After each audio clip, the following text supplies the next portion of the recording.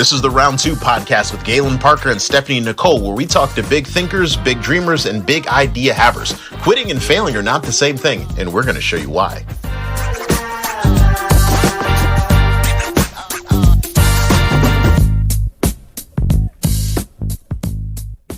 Gentlemen, we are back, and I'm so happy that you are with us. This is the Round 2 podcast starring Stephanie Nicole. My name is Galen Parker. Stephanie Nicole, say hello to everybody. Hey, everybody. Everybody. Stephanie, I don't know if you noticed that, but week after week, you're getting a little more energy in there.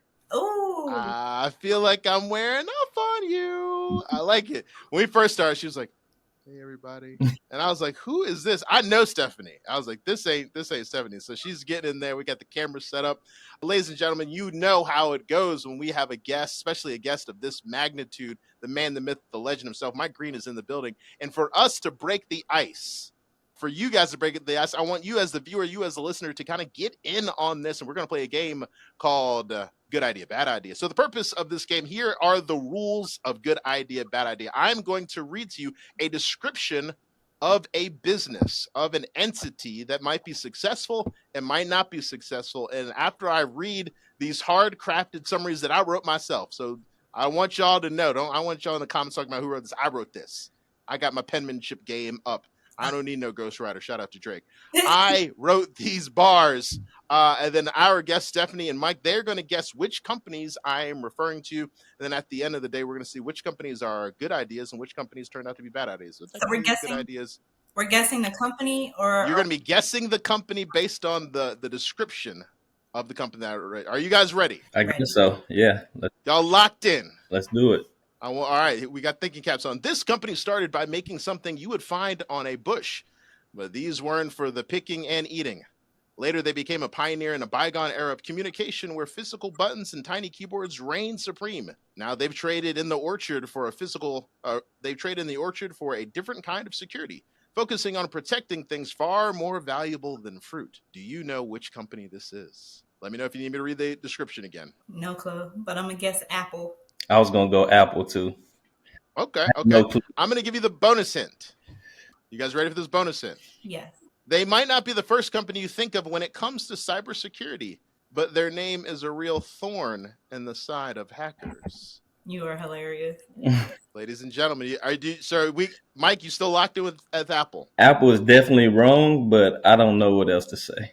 Stephanie, you locked in with Apple? You have committed to the wrongness? Mike, how old are you? I'm 36. Oh, so you're in that. So you're old enough. Stephanie, you're old enough as well. Ladies and gentlemen, the company that we are describing is BlackBerry. Oh. BlackBerry is the first. So look at our clues. The pioneer in a bygone era of communication where physical buttons and tiny keyboards reigned supreme. So that should tell you that it couldn't be Apple because they never had keyboards on their things. But any one of you guys ever have a BlackBerry? I've had a BlackBerry. Okay. Mike, you had a BlackBerry? Most definitely. Man, the BlackBerry was the flex of all flex because when I had that BlackBerry, all my friends had sidekicks. And I was like, oh, that's a cute little toy you got, but I'm over here doing business deals, baby. I got that BB. I got business to do, business for billionaires, baby, with that BlackBerry. BlackBerry my heart broke when BlackBerry went out, but they're still in there. If you didn't know, they're heavy in the cybersecurity game. They're mostly doing corporate infrastructure security. So shout out to BlackBerry. You broke my heart, but I rode for you for a long time. I had probably every BlackBerry imaginable. I had the BlackBerry tablet.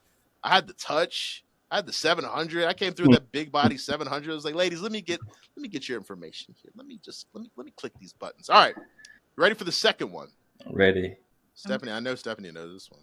The company built its empire on impertinence. Imagine a world where messages and moments vanish like smoke signals, leaving no trace behind. They capitalized on the desire of fleeting communication, a digital butterfly with a lifespan measured in seconds, while others focused on permanence and building digital archives. This company offered a secret handshake, a whispered message in the crowd meant only for the recipient's ears. Which company am I? Snapchat? Stephanie, you gotta let the guest go first. This ain't lady. You gotta let our guest. Mike got the Burr shirt on. Mike, what's your guess? I definitely wouldn't know the answer to that, so I'm gonna go with Snapchat. Well, if you answered Snapchat, you would be correct. Very nice. I told you Stephanie would get it. Snapchat. 70, which Who trying to hide? I don't even have Snapchat because I need all my stuff to be saved. So she said, Mike, she said that answer kind of quick, didn't She she? did. She know all about She's like, Snapchat. I was like, Snapchat's, we know who be on Snapchat. Mm-hmm. The bonus hint for this, if you guys needed it at home, if you're like, how do they get Snapchat? Here's the bonus question for those who are listening at home. Their logo might remind you of Disappearing Act, a reminder that some things are best enjoyed in the moment. All right. Last but not least, this is a little bit harder one. I don't know some of your backgrounds. For you two, you probably might get it. For the people listening at home, you guys at home, y'all might not have a chance. But we're gonna listen. We're gonna read it out for you guys. Let me know what you think. This company isn't in the business of delivering physical mail, but they do specialize in a different kind of chirp. They keep businesses sending out digital flocks of messages designed to land in inboxes and get noticed. Think of them as the digital bird tamers, training newsletters and announcements to fly straight to their intended targets. Any guesses? Twitter. I don't know. When you say Not a bad guess. You say bird, you got me with the bird and the chirping. So all I'm thinking about is Twitter. All right. He says Twitter. What you say, Steph?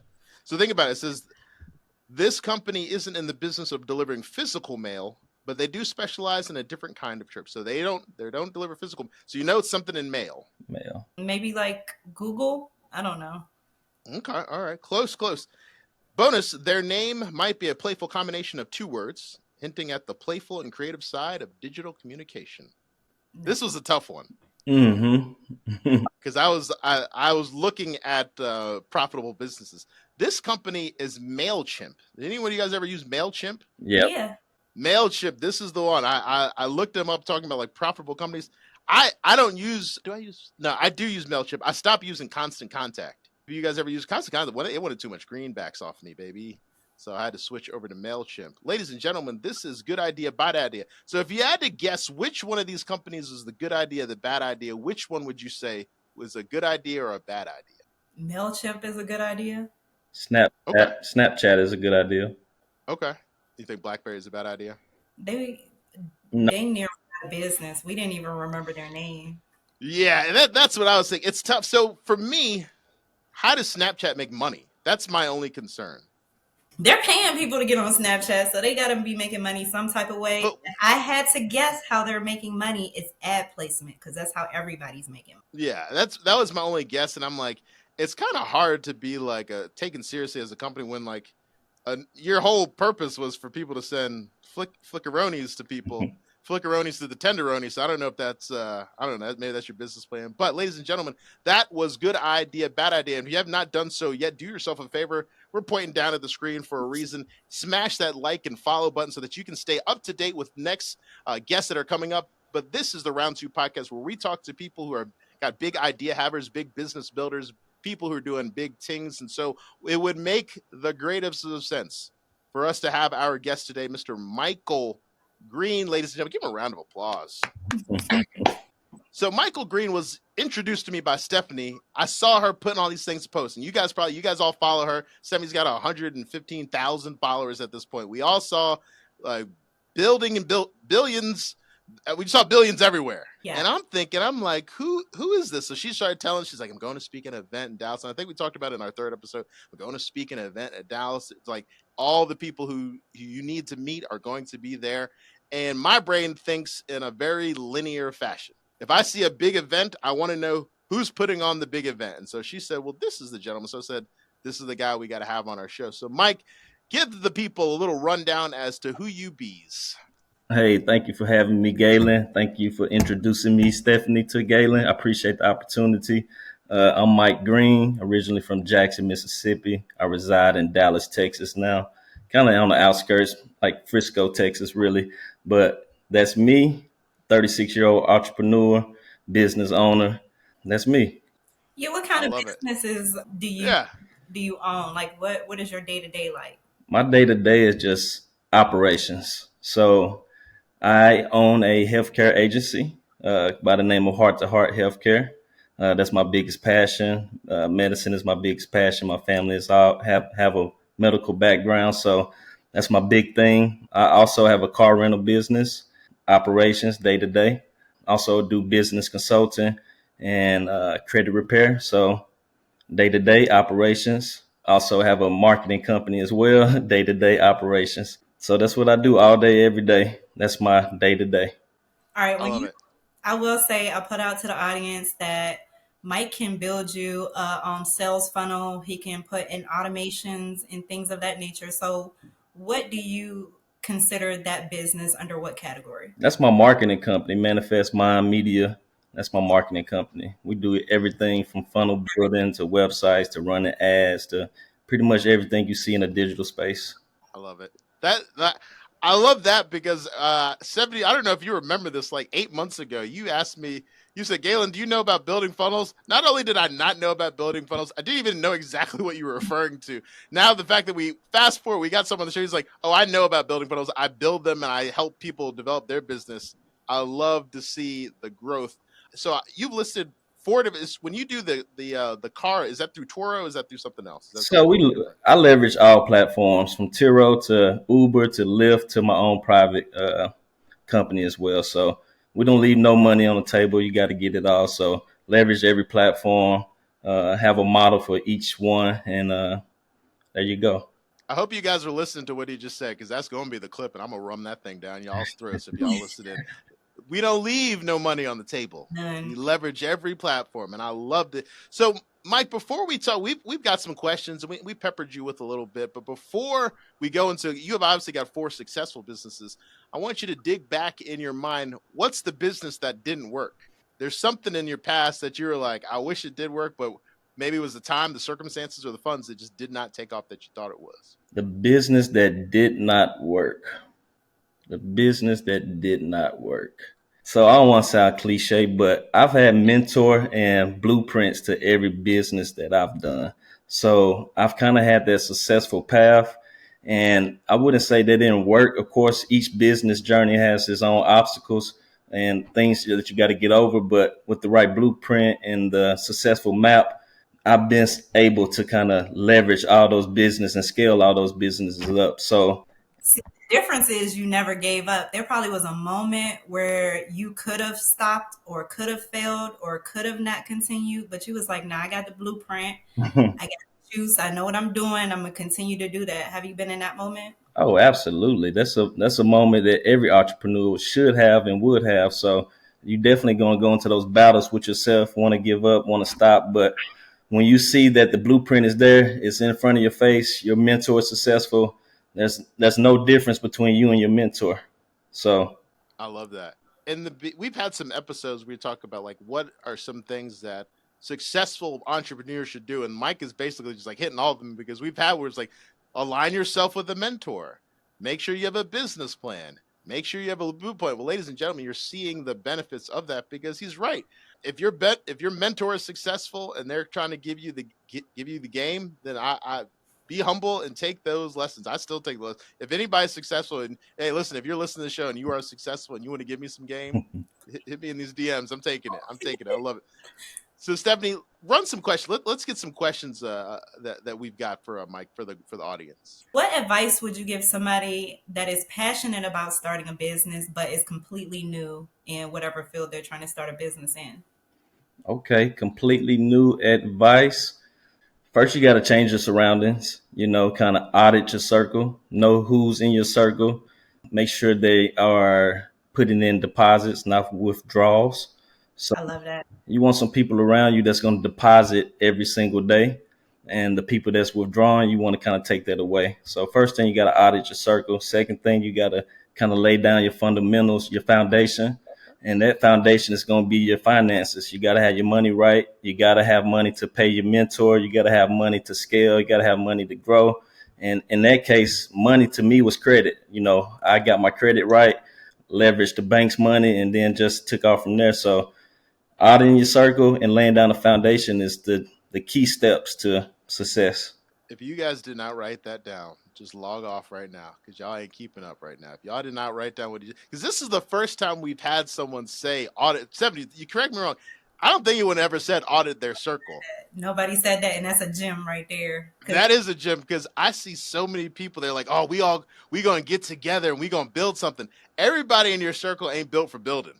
They not. They just, and he said make sure they put in deposits, not just withdrawal, because there's a lot of people that are just like, oh man, Mike made it, and that means we made it, and it's just like, well, what did we do to get in this situation? So I love that, and I as always, get your money right. You gotta have a good foundation, and as you notice, he didn't say cash. He said maybe it's credit. Maybe you fix up your credit. So that's the little things that you can be doing right now. If you got a plan, it was like, well, first just work on your credit. Make sure you're getting your on-time payments, paying down your debt, doing all that you think. Those are things you can be doing right now before you even start the business. That to put yourself in a better position. Man, I like that. Those are gems that we're writing down. So we talked a little bit earlier. Stephanie asked the question about there's that moment in which you're looking in the mirror and saying, this is tough. I'm feeling a little bit discouraged.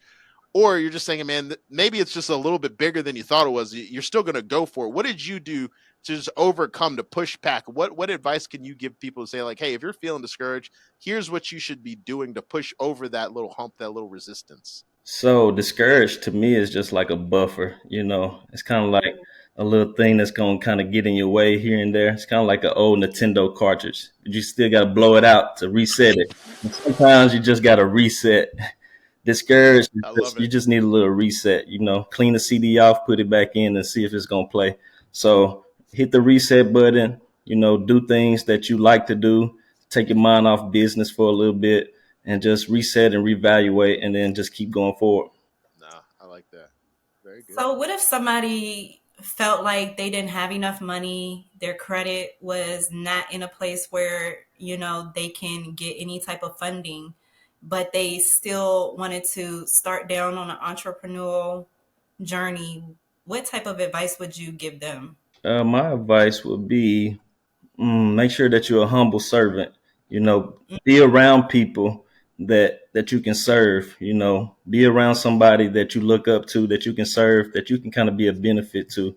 It doesn't always have to be monetary money in those cases. Be a humble servant and be underneath someone and provide value, and then you'll get in the right situation at the right time. Very good. I like. You are giving out some great advice. I mean, you know what? Mike about to get himself into another episode. We about to run him back already. Dude, I got stuff going on. Like, Mike, what I need to do? There are so many times where people are like, "Oh, I ain't got no money. I ain't got no credit." But there are things that you can be doing. All of us has capital. Maybe it's time. Maybe it's having a servant's mindset. Maybe it's just like, hey, look, I can't contribute, but I can show up every day and I can make whatever you're doing easier. I can help. I can answer the phone. I'm just looking for an opportunity. I'm just looking for a lesson. Sometimes we need to just be looking for lessons and not for paychecks, because it's like, if you get enough lessons, boy, that money gonna come. But you got to learn this stuff. People don't want to put in the time anymore. But I love that, being a humble servant and just being like, listen, what can I learn from this individual? There's so many people. I learned from Stephanie. I learned from you guys. I've learned on this podcast. I take notes. This is a show I'm on, and I'm taking notes too. Like, oh, okay, but that is so important. I love that. I want you to drop some credit gems. Like, help me get my credit together. What is something that some people don't know? Well, most people don't know. That's like something everybody should know, credit wise. Okay, credit wise. So score doesn't matter. It's all about the structure. So you got to have a structured credit report. Don't even look at the score. The structure will match the score. So structured credit, and if you want me to break down the structure a little bit, I can. A perfect structured credit report looks like 6 to 8 open accounts. The banks want to know that you can handle multiple relationships. So they want to know that you have at least 6 to 8 open relationships. And then you also want to have 100% payment history. Of course, you always. I thought you were talking about dating real quick. I was like, no, I knew you was. I read your mind. I was like, hey, yeah, oh yeah. The banks like to see that. The banks like polygamy. I like it. They like that. Okay. So they want to make sure that you can handle multiple relationships. They also want to make sure that you can handle high limit relationships. So make sure that you have a few high limits on your credit report. If you don't have high limits, you can do some secured loans and make those some high limit secure loans. From there, you want to make sure that you are building age in your credit history. the banks want to make sure that that you maintain these relationships that you have. So anywhere from 4 to 6 years of age, and then you want to have, not a lot of inquiries, on your report. And if you do that, you're going to have a strong, solid foundation, a strong, solid structured report to go get the bag wherever you want to go get it from. Ladies and gentlemen, did you hear what that man just said? And I didn't know that. Mike, here's a question that's not on any of these sheets.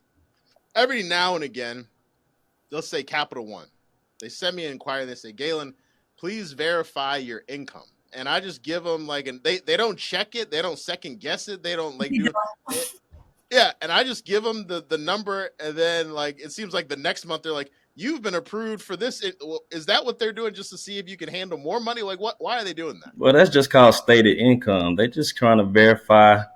They're trying to verify your income, but you got to realize banks make money when they give you money. So they want to see what your income is, and they want to lend you some money. So that's just stated income products. A lot of products are out there that don't require no documentation, no nothing, just stated.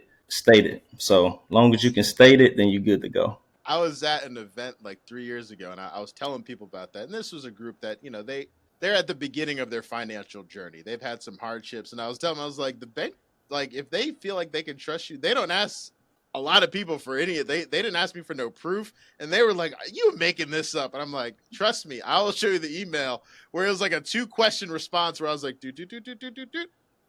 And I was like, and they're like, oh, here's another 10 G's for you. I'm like, now the trick is I had to tell them, I do not spend that money. I have no desire to run up these. There's nothing I want that they're going to give me. But they offer it to me and they extend my limit. But I'm not trying to run up the bag like that. Not on a credit dollar. Not unless it's something that's going to pay me. Hey. But hold on, Galen. That's because you don't know about manufacturer spending. You don't know about reward reports. You don't know about travel hacking. I do get the points for I use all that money back at me. I'm talking about, I'm not spending I ain't got no Gucci loafers on. I'm talking about. Oh no, that's crazy talk. Yeah, exactly. I was like, I'm not trying to spend it up. I'm gonna give me some points. Okay, good. I'm gonna do my cash back, all that stuff. There you go. That's free. That's free money, ladies. Exactly. Daddy loves free. I think, is it 70? Is it me or is it you? Because I asked a lot of questions. Well, I want to know if somebody wanted to work with you, who is the ideal person that you like to work with? True. I like, so when you say that, meaning as my client or my student? Client. Okay. Oh, okay. Two-parter. We got student, because we ain't know you was out here teaching people stuff. Okay, we gonna need both, and then tell us what your students what do you teach your students? Really, so my client and my student is kind of the same.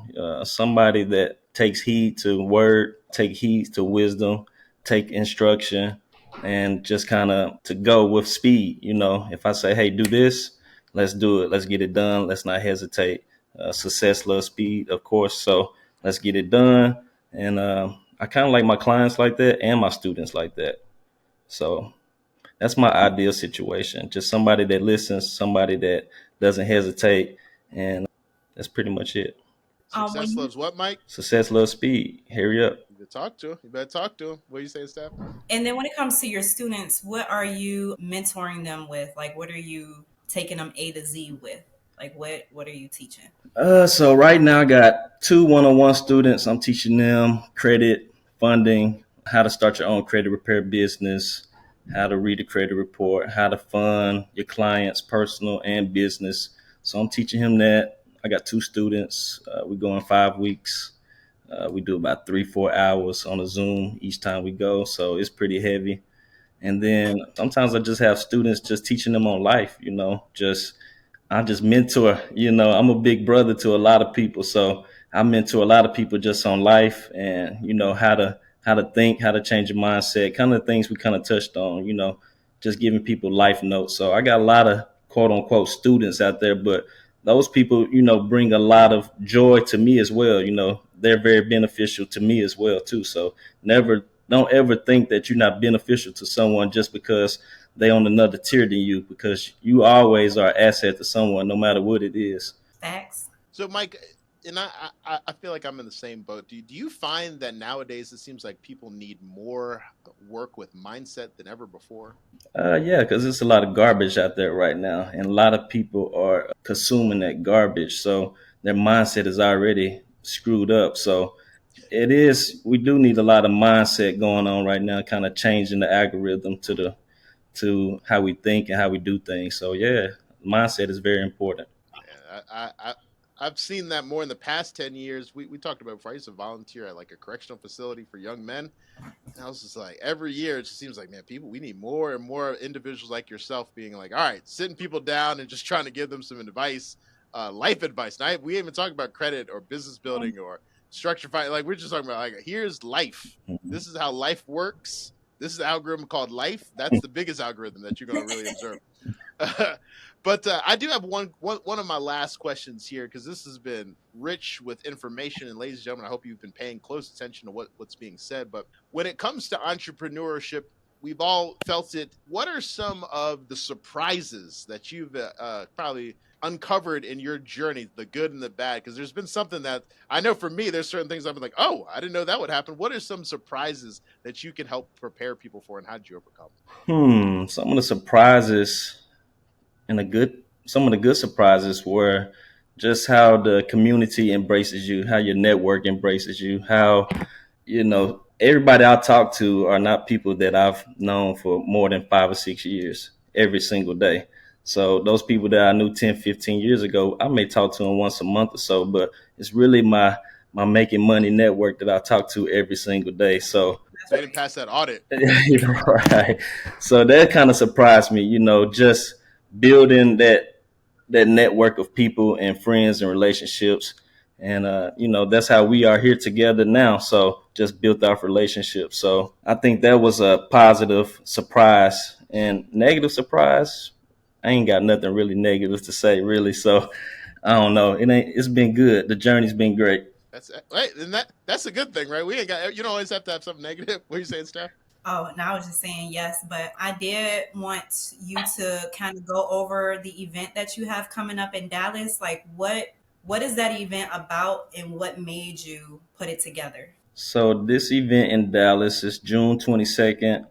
It's called the Cashflow Conference. My entrepreneur journey started from a conference. So this is just my way of just kind of setting the tone of how I started my journey and what impacted me. And really, that's what started my journey. I went to Miami. It was a big recession-proof conference. I got to hear Floyd Mayweather, Rick Ross, all type of big names Oh, talk about stuff, and just ever since that moment my feet been on fire. So that's what I kind of want to do, is just be impactful to people. That's what started me, so I'm ready to start some more people up like that. So that was my vision on that, and really I just said let's do it. I are love we it. sold out yet? Now we're not sold out, we got some more tickets, but we will be sold out. That's a fact. Ooh, speak that into, Hmm. ladies and gentlemen. If you are in the Dallas area, you gotta come. If you're not in Dallas, you better save some money. These events don't happen all the time. These events are pivotal. They're life changing. They're Malcolm Gladwell tipping points. He went to an event, a conference in Miami. He said his feet are on fire. He hasn't stopped moving since. I went to an event in Dallas, and that changed the way I look at business forever. So it's like, hey, maybe I might have to run it back, Dallas. I owe you one, Dallas. But ladies and gentlemen, these are dates. What you said, June 22nd. June 22nd, it's an all day event. We got lots of topics from stocks to real estate investing to e commerce to medical carriers to solar, you name it.